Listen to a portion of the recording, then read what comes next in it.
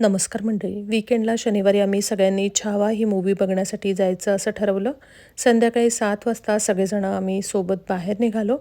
बाहेर बारीक पाऊस सुरू होता. आधी बाहेर जेवणं करायची आणि त्यानंतर मूव्ही बघायचा असा आमचा प्लॅन ठरला होता. त्यामुळे आज स्वयंपाकाला सुट्टी मिळाली. त्यामुळे सगळेजण आधी आम्ही मुलाच्या कॉलेजमध्ये गेलो. त्याच्या कॅम्पसमध्ये असलेल्या एका इंडियन रेस्टॉरंटमध्ये आम्ही जेवणासाठी सगळेजण तिकडे जमलो. मुलगासुद्धा त्या रेस्टॉरंटमध्ये आला.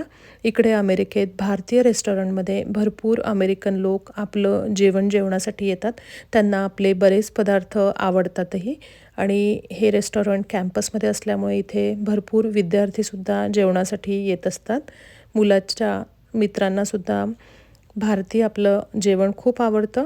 आम्ही तिकडे जेवलो आणि तिकडे जेवणाची चवसुद्धा चांगली आहे.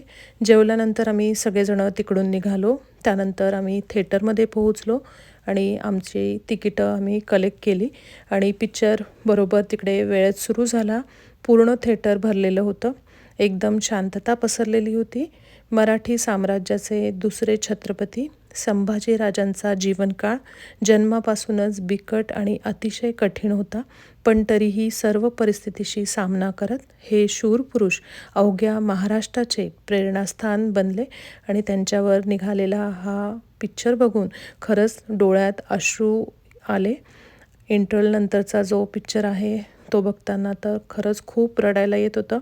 पिक्चर संपल्यानंतर शांतपणे आम्ही सगळेजणं बाहेर पडलो आणि घरी आलो.